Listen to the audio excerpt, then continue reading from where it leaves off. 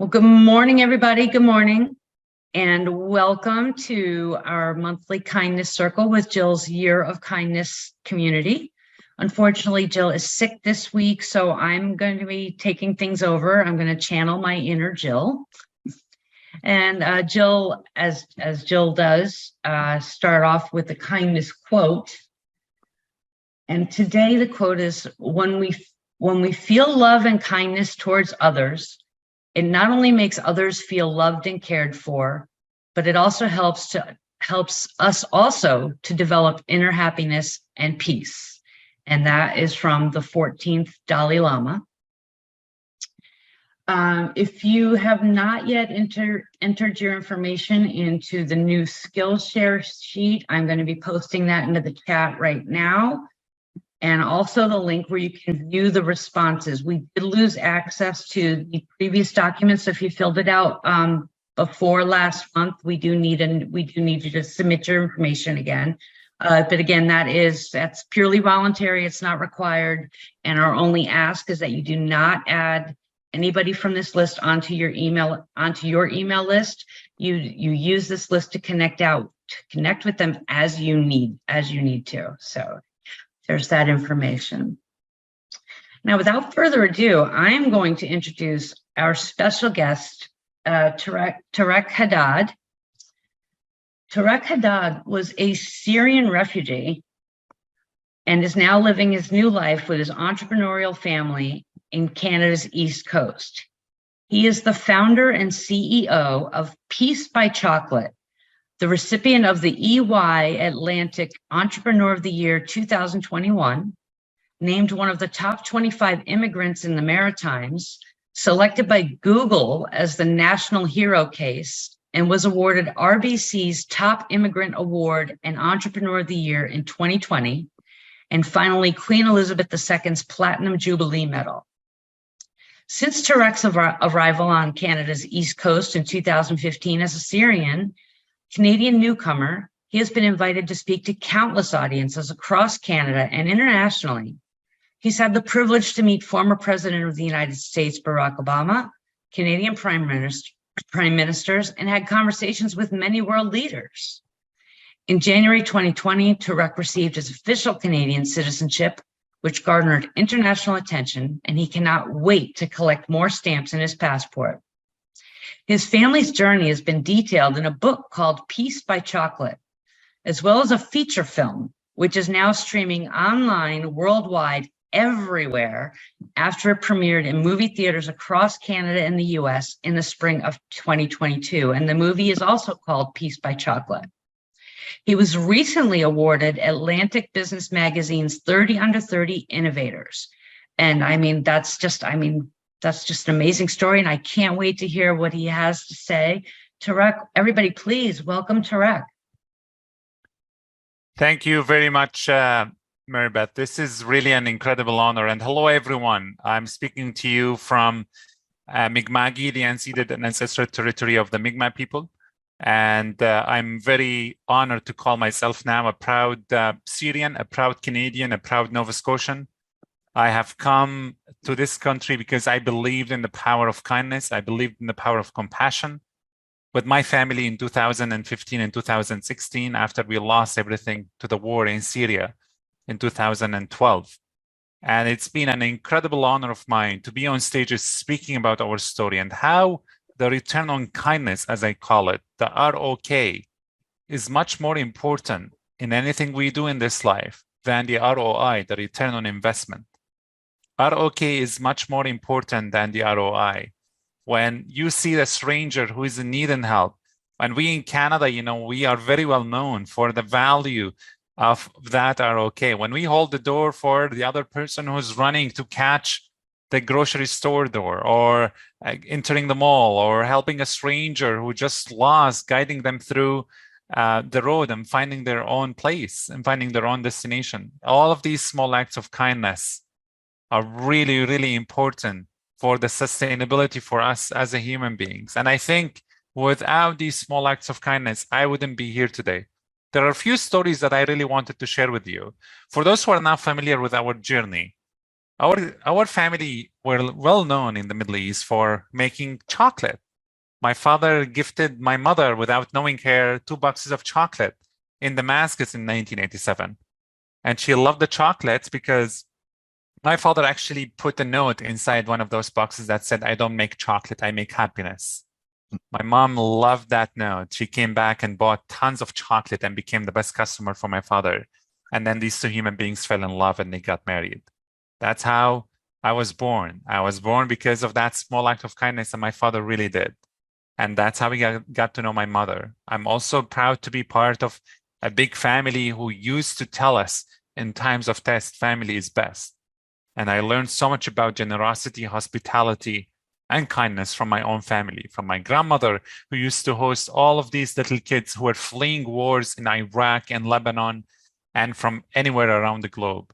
And I really am so proud to have been born in that part of the world where Damascus, as the ancient city, the most ancient inhabited place on the entire planet, has hosted refugees and immigrants for centuries and centuries. Damascus and Syria welcomed refugees from Armenia, from Iraq, from Palestine, from Lebanon, from anywhere, even in Europe during the Second World War. And I've been really inspired by that sense of my homeland, of opening the doors for those who are fleeing wars and persecution and just needing a place to call home. When the war broke out in Syria, our factory was destroyed in a bombing, in an airstrike that destroyed the 5 floors of the second largest chocolate manufacturing facility in the region that hosted our factory, that hosted the things that my father built with blood, sweat, and tears. And then in 2013, we left Syria to Lebanon, and then when we came called refugees. I started reflecting on the fact that refugees are just terms that we use to identify human beings who are born in the right place but at the wrong time. No one wants to become a refugee. No one was born to become a refugee. Becoming a refugee is not a life goal. It is not a choice. It is not a decision. Or even becoming an immigrant. No one wanted to become an immigrant. If you ask anyone around you from in the immigrant community, what did you want to do? What did you want to become when you were little? What did you dream of becoming? No one would have told you, I'm dreaming of becoming a refugee or dreaming of leaving my homeland. And that's really the thing that inspired me so much. When we hit rock bottom as refugees in Lebanon, we didn't have food for the next day. My father couldn't work. My siblings were out of schools. Things did not look bright at the end of the tunnel. We didn't see any hope left. We were counting down to death. But one incident changed everything for me. I was volunteering with the United Nations and the WHO in 2014. And I left my office at 10 p.m. And I asked the cab driver to drive me to see my family who were living 30 minutes away in Lebanon. The cab driver asked me if I was okay. I said, yes. He said, we're going to have really a fun journey there. I told him I don't have any money on me. He said, it's okay, son. I'm going there anyway.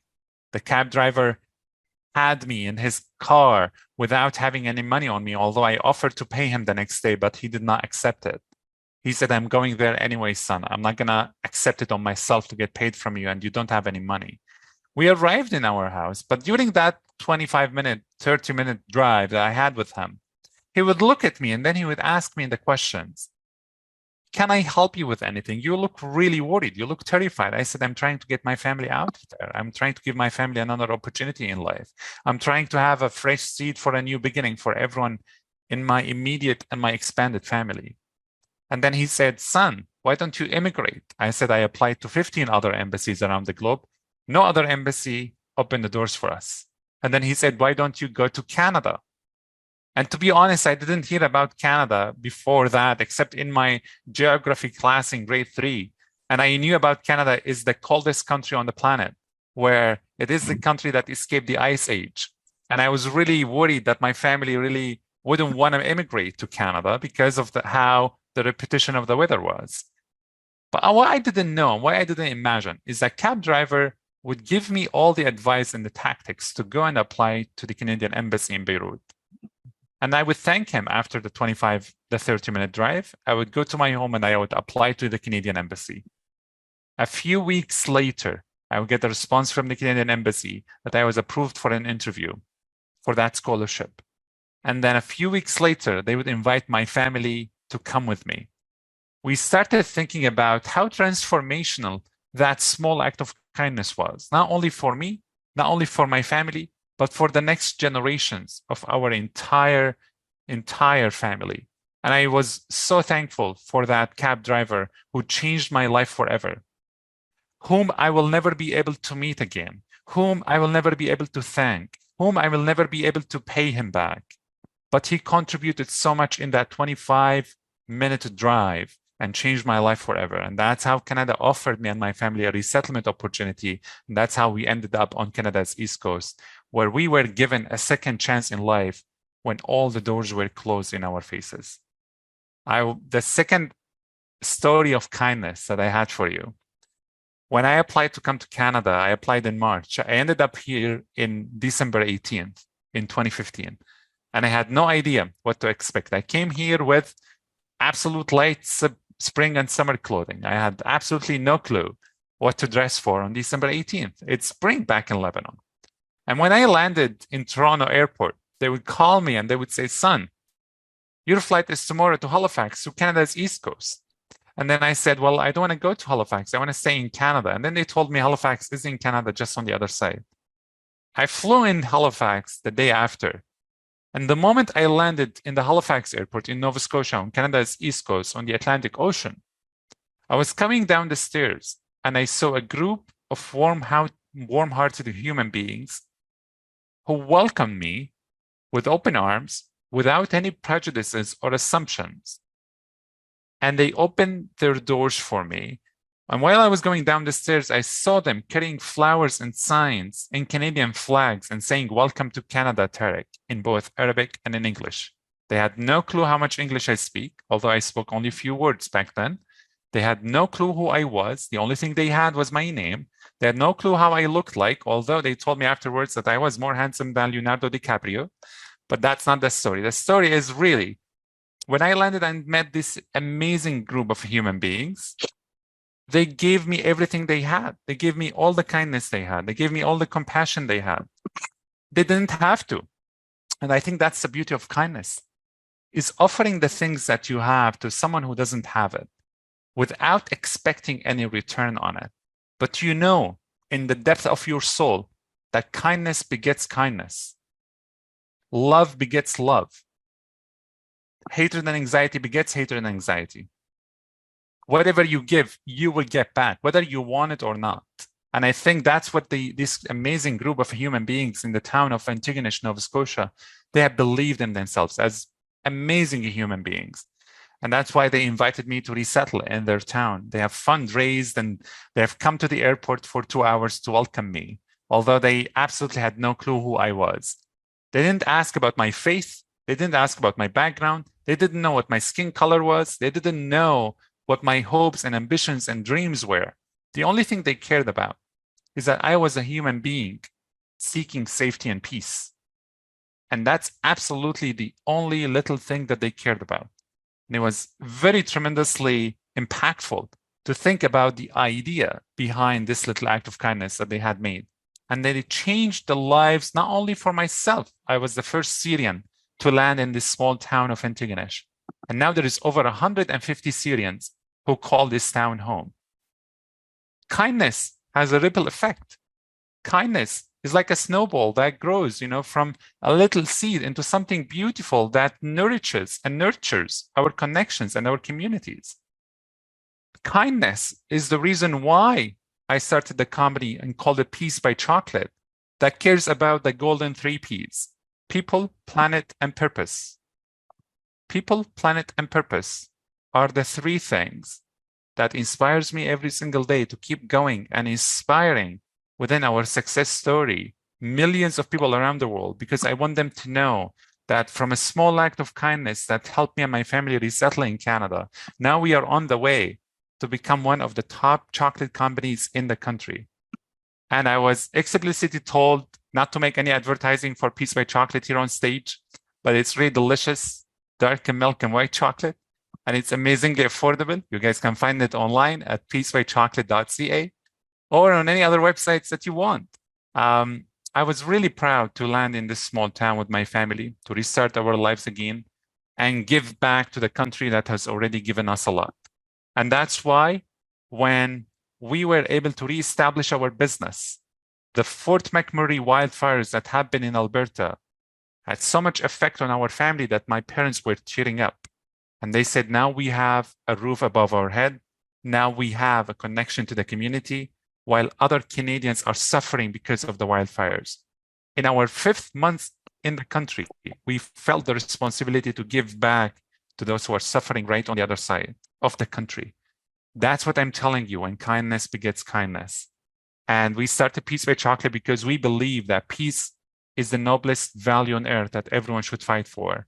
Without peace, no one can go to work. No one can build businesses. You cannot raise kids. We cannot record this conversation without knowing that we are sitting in peace within ourselves, within others, and that we're not going to be bombarded by an airstrike like what happened to our family back in Syria. We call it Peace by Chocolate because chocolate is a bridge. It's a universal language of love and happiness. And we established many campaigns since we opened the company. We believe that in business, you don't have to wear the dollar sign glasses. You can put on humanity glasses and see the world in a different way. That's why we believe that businesses as platforms of leadership have moral responsibilities to lift others to success and inspire communities. That's why we believe that my family and I did not come here to take. We came here to contribute and to give back and give jobs. That's what I believe in our Peace on Earth society. There are many campaigns that we have built. One of the closest to my heart is with Indigenous communities across the country. Those who are suffering without clean water, those who suffered from injustice and unfairness and mistreatment in residential schools, those who lost their kids over centuries of this injustice. And we are very proud to support many refugees' families as well by offering jobs and making a commitment to hire 50 refugees in our company, mentoring 10 businesses started by refugees, and helping 4 businesses started by refugees in distribution and marketing. We are very proud that there are many other new campaigns that we have released. One of them as well was the Peace for Ukraine. When the war started in Ukraine, our family wanted to help in any way, shape, or form because we were not in the business of peace. We're not in the business of chocolate. We are in the business of peace. And I'm truly honored that the campaign we launched with the Canadian Red Cross had raised over $200,000 for Ukraine, and the recent one we released with the Red Cross to help my own country, Syria and Turkey, after the earthquake, had raised over $250,000 as well within 7 days, and the campaign is continuing. I encourage all of you to continue supporting my homeland. I encourage all of you really to know the impact that this earthquake had on many families who were already suffering because of the effect of the war, and those who were living in Turkey. When the earthquake hit at 4 a.m. local time, my aunt would call us. She would be back in Syria, and she would say, the earth is shaking, the earth is shaking. No one knew how horrible things were until the sunrise. And then we saw all of these images and pictures of collapsed buildings over the families, entire families who lost their lives. We all have a responsibility when it comes to showing what our humanity can do to others. We all have a responsibility to show that in times of test, our humanity also should show at its best. And honestly, there is no limit to where you can go with your kindness. There is no limit how you can build your own form of translating your skills and your talents into an opportunity to give back to others, to give back to the communities that shaped us to be who we are. And I'm very proud that Peace by Chocolate now is the 3rd largest employer in the town of Antigonish. It is one of the stories that had been shared multiple times in a book, best-selling book.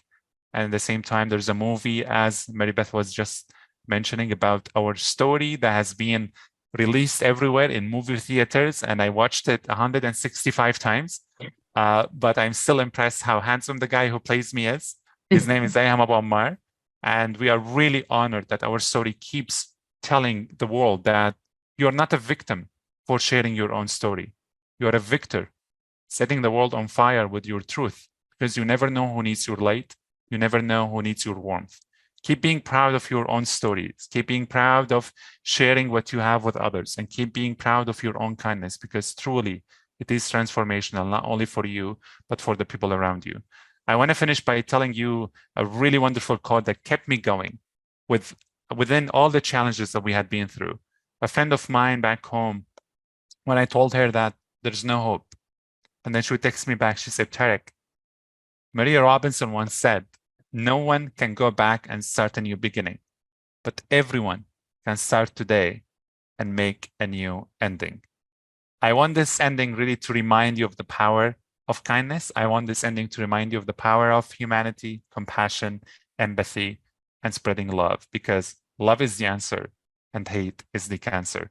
I want to challenge you before you go into breakout rooms with one question, actually. And the question says, what would happen if we treated every interaction with kindness as if it were a precious resource to be shared generously and without reservation? The second part of the question that I really want to challenge you with is, why do we often undervalue the profound impact that even small acts of kindness can have on others? That's my challenge to you. I'm looking forward to hearing more about the answers and the discussions. Thank you very much again for having me. It is an honor, and please keep connected with me on Tarek Hadhad on social media, Tareq. My last name is Hadhad, Hadhad, or just feel free to check out our social enterprise, peacebychocolate.ca. Thank you very much for having me, everyone. Thank you so much, Tarek. I mean, what an incredible story, what an incredible movement you have going on. And the fact that you're not focused on just one humanitarian need. There are so many humanitarian needs out there, and you are focusing on all of them. And that's just incredible. And spreading the love. And I mean, people, planet, and purpose. I mean, so many great takeaways for me and for the rest of the group. I can't wait to hear what they come back with from the breakout groups. So with that said, everybody, we're going to open up the room. I'm going to do 10 minutes so that we have enough time to do our second circle with the networking circle. But just truly amazing, and thank you so, so much. Would you care to join one of the breakout rooms?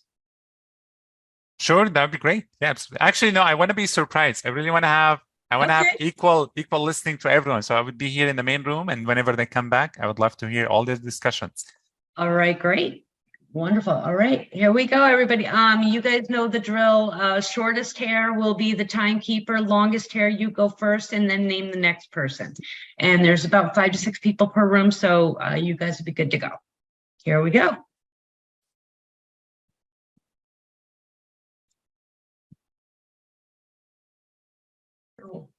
Welcome back, everybody. Let's take up to 3 shares. Go ahead and raise your hands in the reaction, and then I can spotlight you. And let me bring Tarek back on screen too. And Tarek, yes, you are more handsome than Leo DiCaprio. And I think the other attendees agreed with me as well. You're on mute, by the way. Who'd like to share? Who'd like to start? Thank you very much, Mary Beth. Phyllis, go ahead.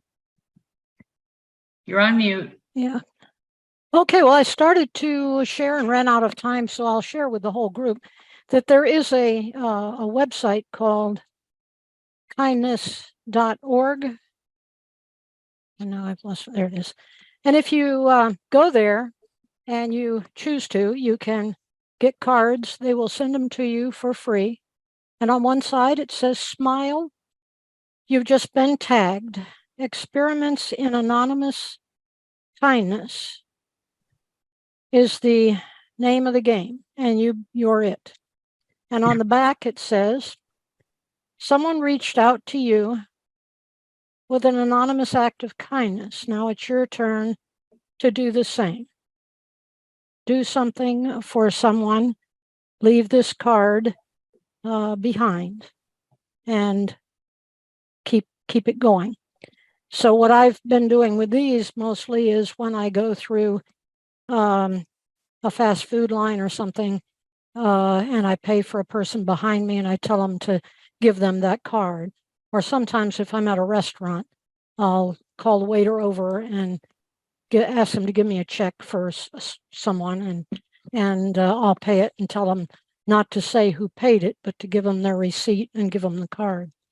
There's another place. Let's see. Anyway. Okay. Keep it going. It's thank you for a positive attitude, being kind, a good work ethic. And you can get these for free. And they ask that if you see someone with a positive attitude, being kind, or a good work ethic, you give them 2 cards. And you tell them that one is for them and one is for them to pass it on. Nice. When you see someone doing something good, give them a card. To request free cards, visit selfnow, SELF now.org. So those are 2 things that, that's where someone just like Tariq is reaching out to have many people join in the acts of kindness. And there's just so much nowadays, actually, of good things going on, people being kind and reaching out. And thank you so much, Phyllis. Just in the interest of time. Could you put those in the chat? Yes, please post those 2 links in the chat, Phyllis.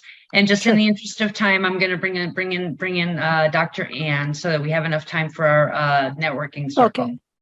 Okay. Hi. Just one thing that I think for me is really important is that we have kindness to ourselves, and that we really focus on healing and taking care of ourselves, because if we don't put our own oxygen masks on first, we're not going to be able to help others.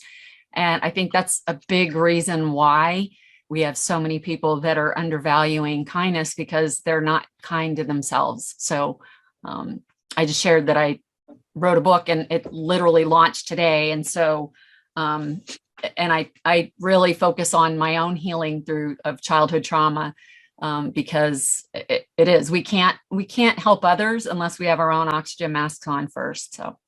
Excellent. Thank you so much, Dr. Ann. And Karen. Thank you, Tariq, for your story. I'm going to go read the book, watch the movie, and the whole thing. I think I'm struck by 2 ends of the spectrum. This is my first time here, so thank you guys so much. One, how even in our very small group, almost everyone, at least shook their head or raised their hand or reiterated that what the world would be like if we treated every interaction with kindness is almost humanly unfathomable. And I thought, oh, how tragic is that? But on the other end of the spectrum, there was such hope. There were very many examples of great kindness, and we were so inspired by your story that there is hope, that the world will be a totally different place if we treat every interaction with kindness. And I mean, I'm inspired. I mentioned to treat my granddaughters with a new level of kindness so that they know how to be kind to other people as well. This was such a blessing. Thank you. Thank you, Karen. We can't wait to have you continue to join us monthly. Tariq, do you have any closing words for us? Thank you very much, everyone. This has been an absolute honor, and I really loved every single comment that I've heard. Thank you very much, Phyllis. I'm very proud that we are reaching out to a broader community that can really join this movement, because again, we are living in a time when intolerance sells very easy, hatred sells very easy, kindness is harder to sell. And I think we all have to reach out to the broader people who believe in what we believe in to bring them on our mission. And Brian, thank you very much. I absolutely agree with everything you said. We have to be really healing, and we have to be very kind to ourselves. One of the bars that we created was called the Peace of Mind, and the donation goes to the Canadian Mental Health Association. And the conversation that we were having with people around the country is, it's not 1 in 5 of us that has mental health. It's the 5 of 5 in us that has mental health. And we need to be there, for ourselves to be able to help others. And I love the analogy you put there around, we have to put the oxygen mask on ourselves first. And thank you very much again, Karen, as well. This was truly a blessing. You are passing on these acts of kindness to the next generations. Just briefly and really shortly, I just really want to share with you that when I came to Canada, I bought my first Canadian phone number, and my phone was ringing an hour later, and there was another woman on the other side of the line with her husband. And the woman, she was trying to call her daughter, but she called me by mistake. And then she knew actually that I was a newcomer to Canada. And then the conversation lasted for 17 minutes. The one who was asking me, I was like, how is the weather up there in Antigua? I was like, it's great. And then she was like, can I help with anything? After she knew I was a refugee, she said with her husband, can I help you with anything? She never met me. She just met me on the phone. And then she saved my name and she kept calling me every second month after she recognized I was a refugee. And then in May 2018, she called me and she invited me to their son's wedding. Now, if that doesn't really tell you anything about kindness, I don't know what will. So trust me that the ripple effect that I mentioned about kindness is very real. And I'm very honored to be the mirror and reflection. That's all I'm doing. I'm just mirroring the community. I'm mirroring the value of, please remember this. Kindness has many pillars. It starts with passion, enthusiasm, advocacy, contribution, and excellence. Those are the 5 key pillars that I truly believe my kindness is based on, and I'm really excited to hear the conversations. Please reach out to me anytime. It's been an honor to join you. Thank you very much, Mary Beth, and thank you very much all for having me here, and looking forward to continuing the conversation about this very important topic, and we'll see you all soon. Thank you. Thank you so much, Direct. Jazz hands, Take care. everybody. Thank you very much. Take care, that everyone. was just so lovely. Thank you. Thank you very I much. Would mean, you if we mind? could have Okay. If we could have you every month, we would. Absolutely. Thank you very much. The peace sign to everyone. Thank you. Have a good day. Bye-bye. Thank you. Wow, everybody. I mean, I don't know about you, but I'm pretty blown away. So, all right, we've only got about 16 minutes left. So I'm just going to go ahead and put you back into your networking circles. For those of you who are just joining us for the first time, what we do is we you're going to ask for what you need next in your business, and then respond to the others in your breakout room for how you may be able to support them. And even if you not personally, you may have a referral for them for what they need. So as long as that's clear for you, this time we'll do the longest hair person be the timekeeper. The shortest hair person will go first. And who's ever speaking will pick the next person. So only 10 minutes, and then we'll have a couple of minutes to wrap up at the end. So here we go.